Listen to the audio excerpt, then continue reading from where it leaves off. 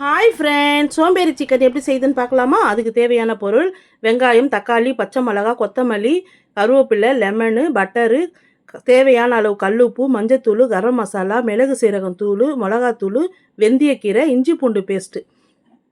வெங்காயம் 2 வெங்காயம், ஒரு தக்காளி எடுத்துக்கோங்க.